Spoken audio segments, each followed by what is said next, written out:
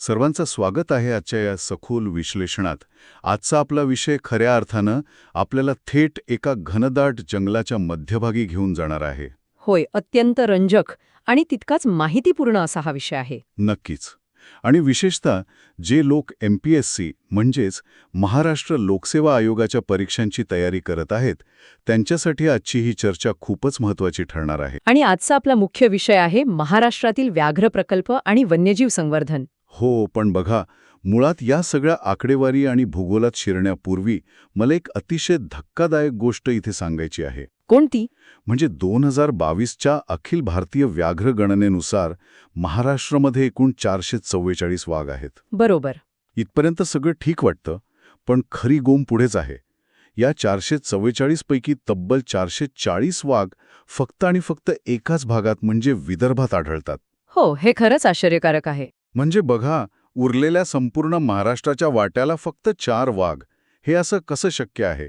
भूगोलाचा असा कोणता चमत्कार विदर्भात घडलाय की वाघांनी तिथेच आपली राजधानी वसवली आहे?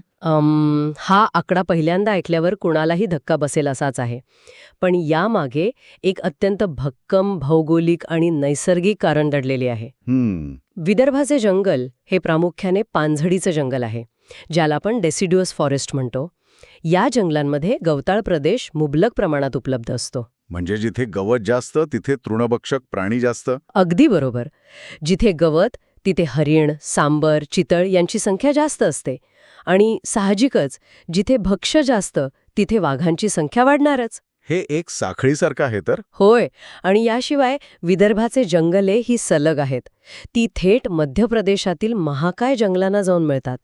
त्यामुळे वाघांना फिरण्यासाठी एक अत्यंत विस्तीर्ण आणि सलग असा नैसर्गिक अधिवास मिळतो. आणि याउलट पश्चिम महाराष्ट्रात तसं नाहीये.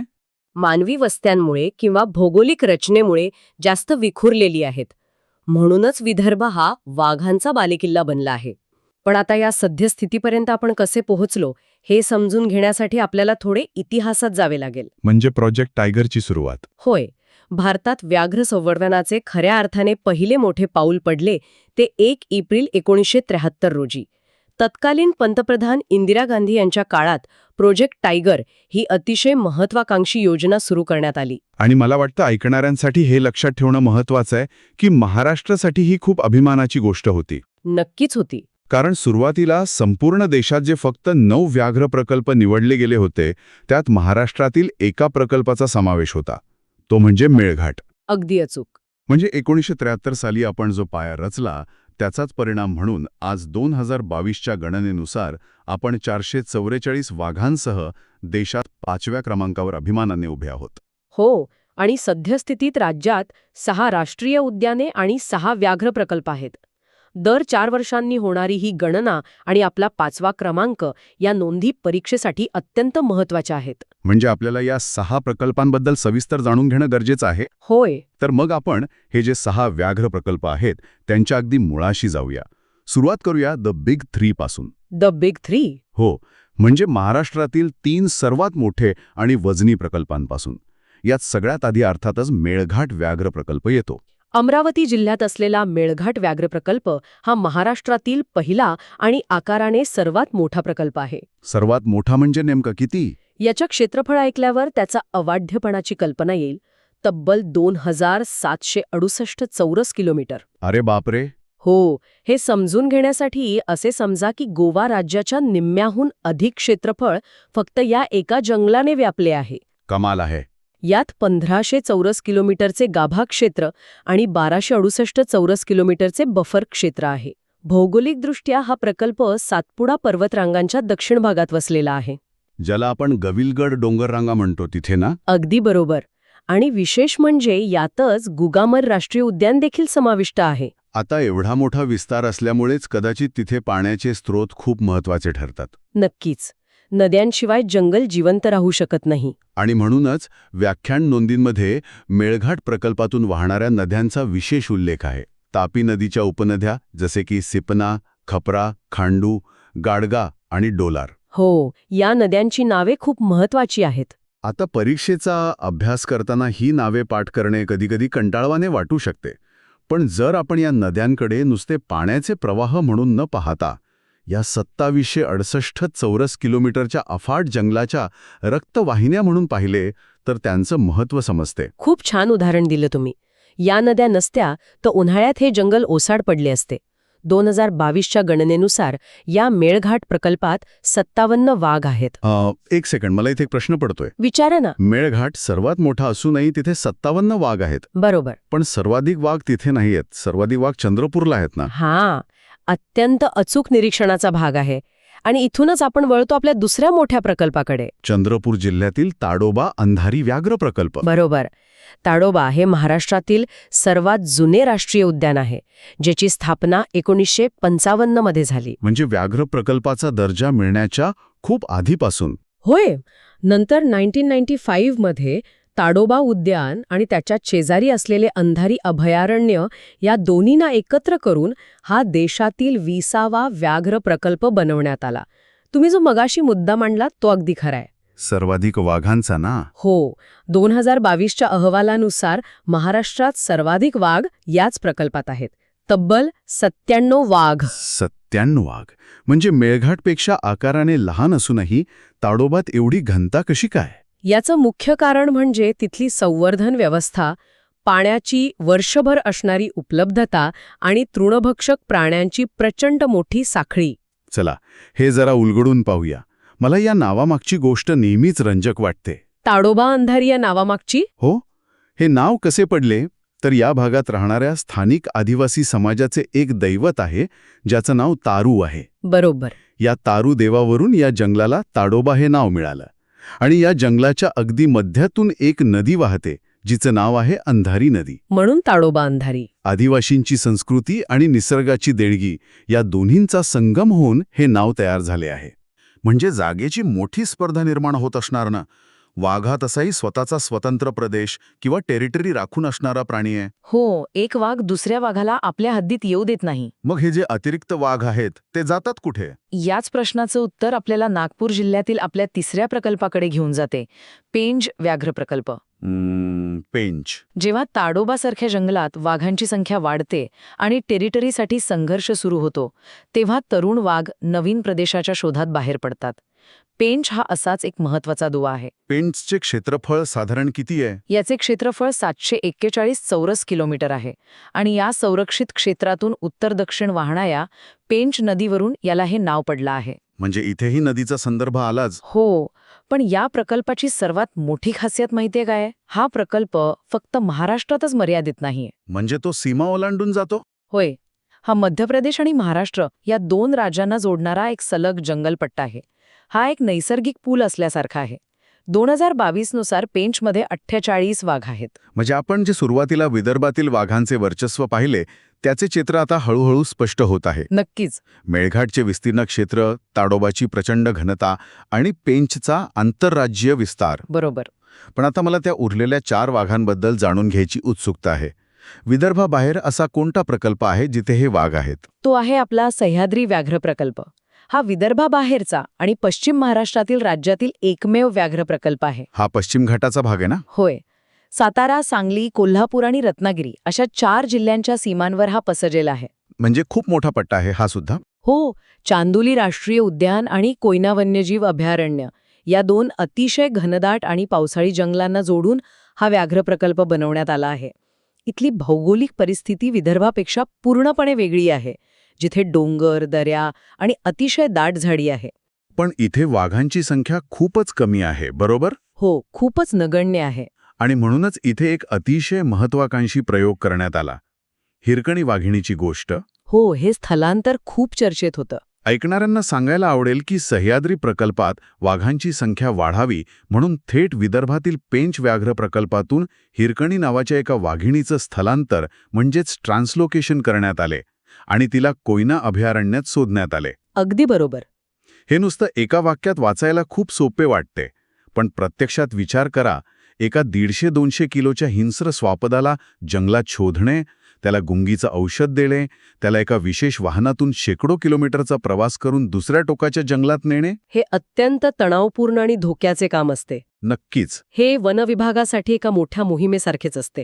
गुंगीच्या औषधाचा डोस थोडा जरी कमी जास्त झाला तरी वाघाच्या जीवावर बेतू शकते. बापरे. प्रवासात त्याला कोणताही ताण येऊ नये देणे आणि नव्या जंगलात सोडल्यावर तो तिथल्या वातावरणाशी आणि भक्ष्याशी जुळवून घेतोय की नाही यावर रेडिओ कॉलरद्वारे 24 तास लक्ष ठेवणे हे अत्यंत जिकिरीचं काम आहे. पण हे सगळं करणं आवश्यक होतं ना? होय, कारण जैवविविधतेसाठी हे आवश्यक होते.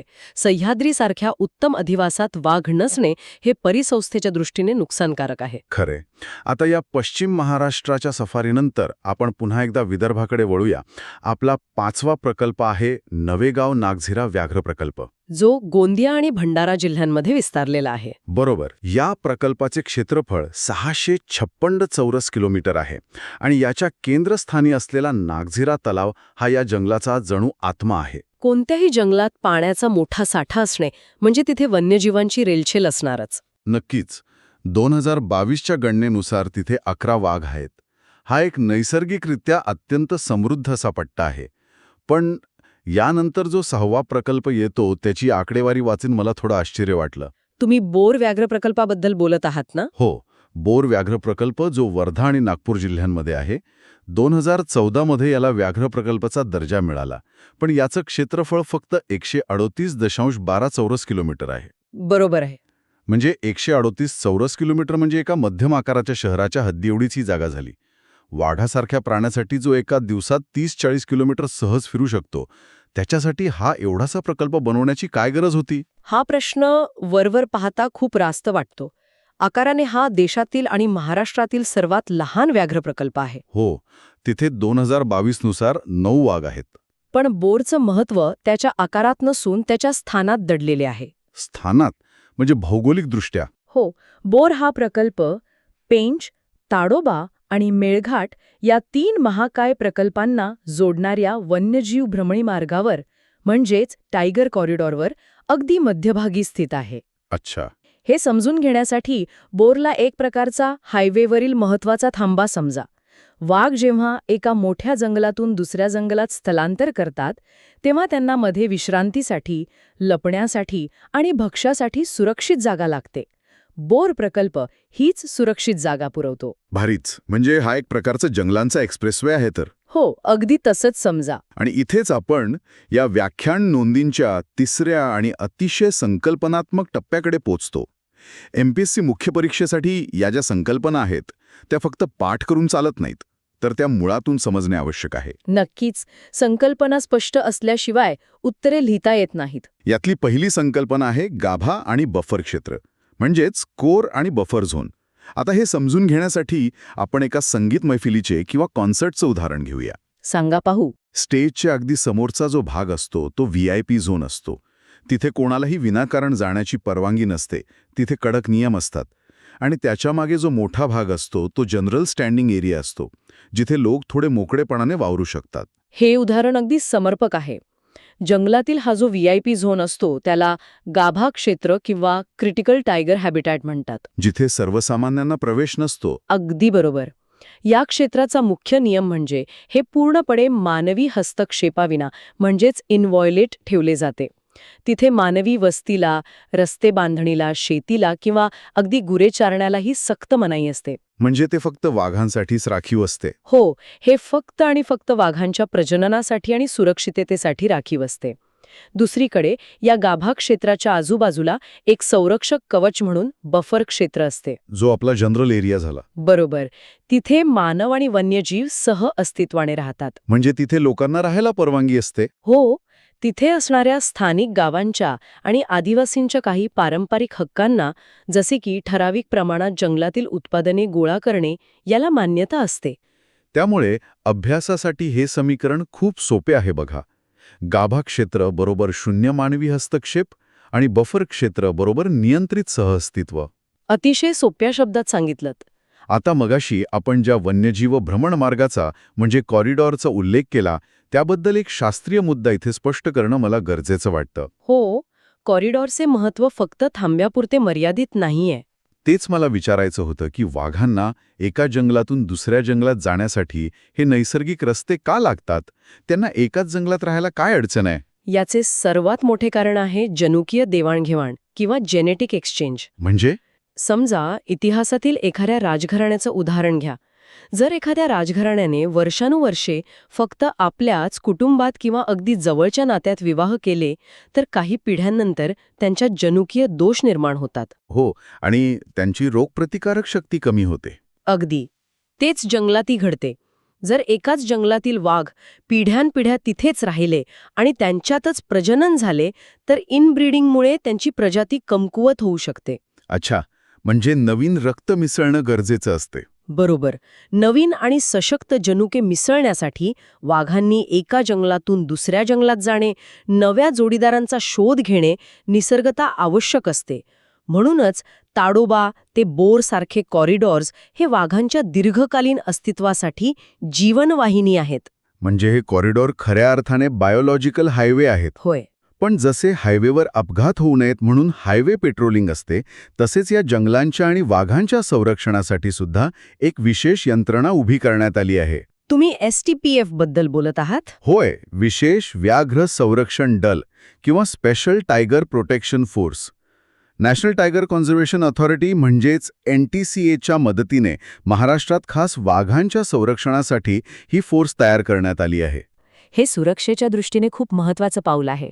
आणि म्हणूनच जेव्हा आपण या व्याख्यान नोंदींचा अभ्यास करतो तेव्हा आपण फक्त कोरडी आकडेवारी वाचत नसतो, तर एका जिवंत आणि धगधगत्या परिसंस्थेचा अभ्यास करत असतो. खरंच, हा विषय एका वेगळ्याच उंचीवर घेऊन जाणार आहे. आता आपण या सखोल विश्लेषणाच्या शेवटाकडे आलो आहोत. हो, आपण बरेच मुद्दे कव्हर केलेत. MPSCच्या दृष्टिकोनातून आपण संपूर्ण माहितीचे एकदा थोडक्यात सार सांगूया. नक्कीच. परीक्षेमध्ये वारंवार जे प्रश्न विचारले जातात ते प्रामुख्याने या 6 व्याघ्र प्रकल्पांचे जिल्हे, त्यांच्या स्थापनेचा क्रम, क्षेत्रफळानुसार त्यांचा लहान मोठा आकार आणि त्यांच्याशी निगडित नद्या यावर असतात. बरोबर. जसं आपण पाहिलं, मेळघाट सर्वात मोठा, बोर सर्वात लहान, ताडोबा सर्वात जुना आणि 97 वाघांसह सर्वाधिक घनतेचा, सह्याद्री हा विदर्भाबाहेरचा एकमेव प्रकल्प. आणि नद्यांचा विचार केला तर मेळघाटमध्ये सिपना, खपरा आणि इतर नद्या, ताडोबात अंधारी आणि पेंचमध्ये पेंच नदी.